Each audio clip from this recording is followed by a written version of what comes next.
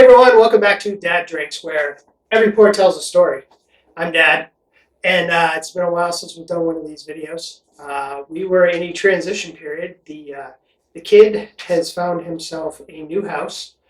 He moved out about a month ago, so we have been in the process of completely revamping the Dad Drinks lounge and studio. As you can see, we're in a little different area of the lounge, and as we film some more videos over the coming weeks, we're going to see different areas and see what we have done with the place and the little speakeasy that I have set up.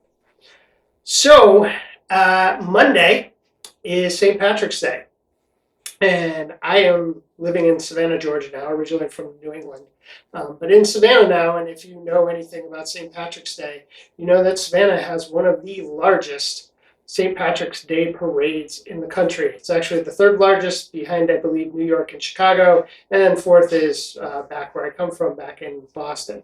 But first, before we start talking about that, let's make a drink. And the drink we're going to make tonight is the Dubliner. So we are going to take 2 ounces of Irish whiskey. We're just going to use Jameson, and we're going to use the Stout Edition, which is aged in stout kegs. You can use any Irish whiskey you want. If you want to use like Bushmills, Writer's Tears, probably the best, obviously, for this would be the Dubliner Irish whiskey. But around here, I couldn't find any of that, so we got Jameson. Then you're going to do 3/4 of an ounce of sweet vermouth. That's the red vermouth.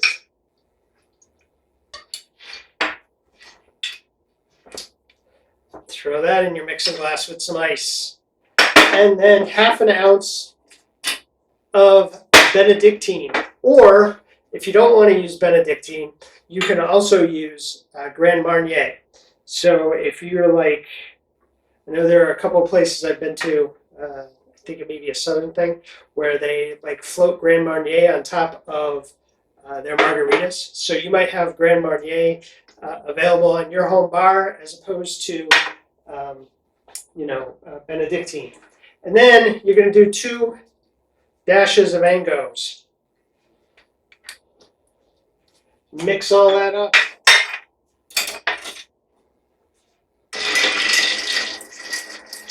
I had seen this reel the other day. This guy was mixing the stuff in his mixing glass like this. They said, so you mix it up 23 times around. Not 22, not 24, exactly 23. I say you mix it until you feel down here and it feels like it's gotten cold, because that's what you're looking for, right? So, strain it off into a rocks glass over a large rock. One of the recipes I read for this said that you could strain it off into either a rocks glass or a coupe glass over a large rock. I don't know how you're going to fit a large rock in a coupe glass. It's going to stick out over the top. And then, for St. Patrick's Day, you really should garnish it with a green maraschino cherry. But apparently, even though Savannah is a huge St. Patrick's Day place, not one grocery store in this town has green maraschino cherries. All they had were red ones.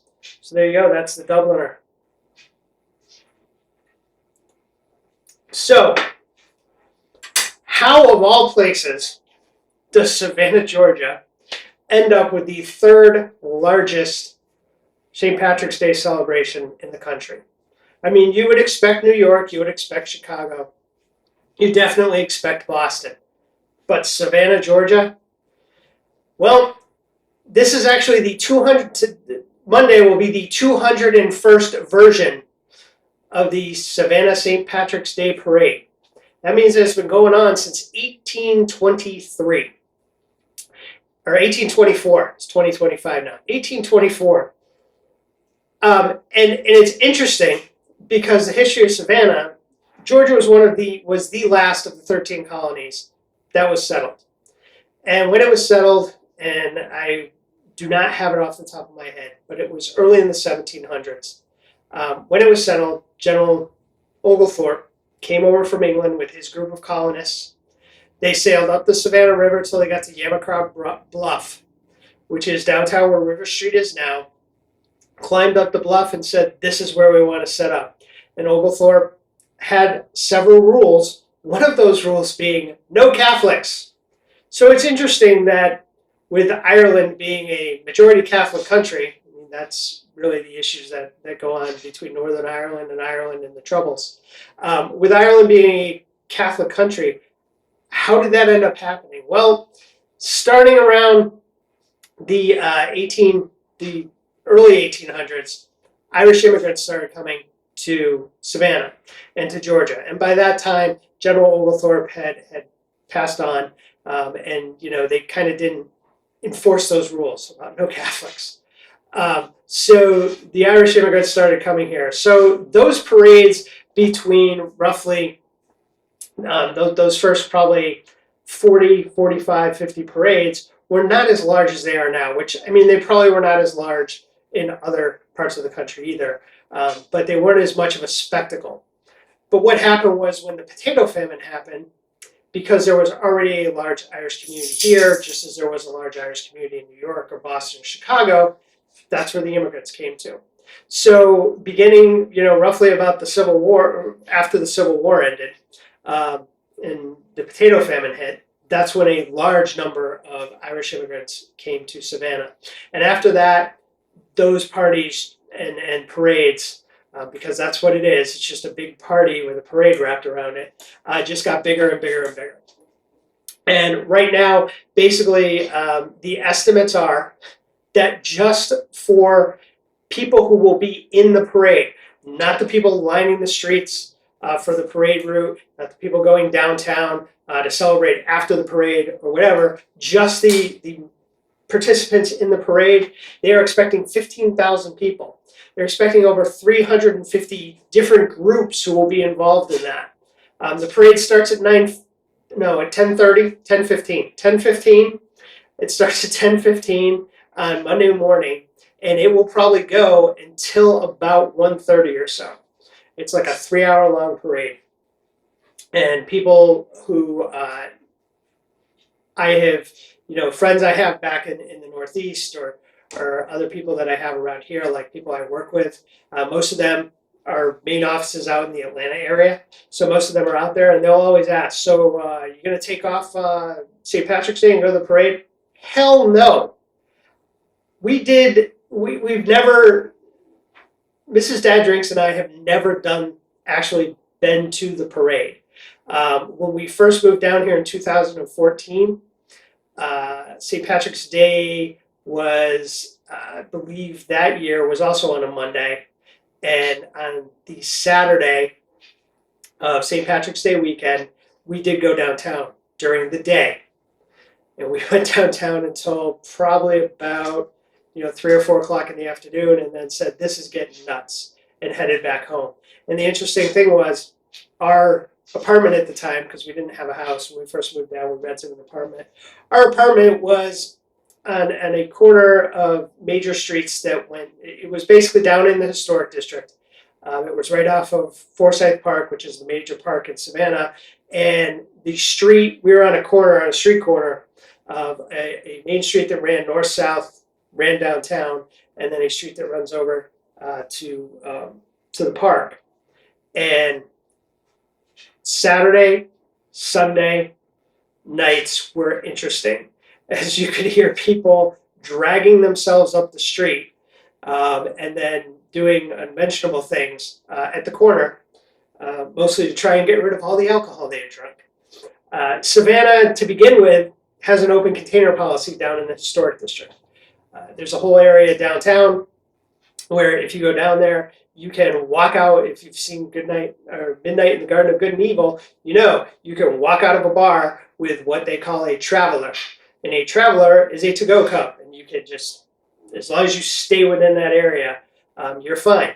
The interesting thing is that when St. Patrick's Day comes for these 3 days, starting on Saturday, actually, no, it started on Friday. From Friday to Monday, they have what's called a control zone, and all of a sudden that area where you can just normally walk around, now you have to pay $5 and get a wristband that allows you to walk around with a to-go cup. The parade is nuts, because what happens is So what's going to happen is probably tomorrow, well, we're filming this on Saturday. So on Sunday, what is going to happen in all likelihood is that somewhere right after midnight on Sunday, going into Monday morning, people will start setting up in all the squares. If you know about Savannah, that's how General Oglethorpe set it up. All of the downtown is squares. I believe there were 24 originally. There's now 23. One of them was taken up by when they built the Civic Center and they destroyed that square, but the other 23 are there. And what will happen is that's where most people will set up. They will set up in the squares and they'll have tents and canopies and chairs, and some of them bring down barbecue grills and they bring down, they have coolers full of beer because again, or other stuff like the Dubliner, because again, it's open carry, which has a different connotation depending on whether you're talking about alcohol or weapons, I guess. But it's an open container area, so you can have that stuff. And they will start to try to set up as early as they possibly can. The city has already put out the notice to everyone that they will not allow you to start setting up before 6 a.m. on Monday.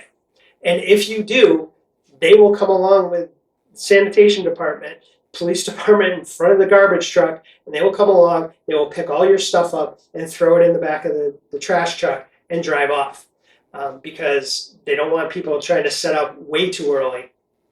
But there are people who have been to this parade now for going on, they and their family for 50 years, and they have a spot. And everyone knows where their spot is, and sometimes things can get heated if someone comes in who doesn't realize that and says, no, I have this spot. I got here at 6:01 and you didn't get here till 6:05. So it gets a little bit crazy. They have the parade. Once that parade is over, it'll probably be a lot less this year just simply because St. Patrick's is on a Monday. But once the parade is over, the party moves. And the party moves down to closer to the river. And it's not, there's only so many people you can get on River Street, just right on the river. One of the hotels down there actually has a whole event. They call it Shamrock and Shenanigans. I love that word, shenanigans. And they will have their little thing going on. It probably has a cover charge. I don't know. Again, don't go down there. And then basically the party will move, from River Street and move about 3 blocks back off the river. And it'll just be a sea of humanity. And it's just, if it's something you are into, it's a fun time. It's really not my thing. So what I do is, this year I will have, it's on a Monday, so I'll be working. So what I will probably do is set up in here in the lounge with my computers and stuff, turn this TV on, and just watch the parade. Because the parade gets interesting in and of itself when you're watching it on TV, because the people from the local news stations who are doing the parade commentary, well, they're not drinking, let's put it that way. And they probably start, at about 9 o'clock, Bloody Marys, mimosas, whatever, and then continue drinking through the parade. It's kind of like watching Andy and Anderson Cooper at New Year's Eve, except it's a lot warmer. There's usually not rain or snow or anything else going on. So that's what's going to be going on around here. Please keep an eye on the Facebook and Instagram. The next thing we're going to talk about, the next story we're going to talk about is March Madness, which is coming up, the NCAA basketball tournament. And we're going to do some brackets with some drinks. And I need all your votes. You need to tell me what's going to move in. We're going to start in with a play-in, which will probably go up Tuesday or Wednesday with a poll. Which of these 2 drinks should go in to play up against, to get into the Elite 8. And then we're going to have 8 other drinks, and we're just going to run the bracket until we find out what is everyone's favorite drink and what they think is the champion of March. So, again, the Dubliner. Make sure you like and subscribe. Check out the website where all the merch is. And cheers. Please hit like and subscribe, and visit daddrinks.com for recipes, merchandise, and more fun stuff.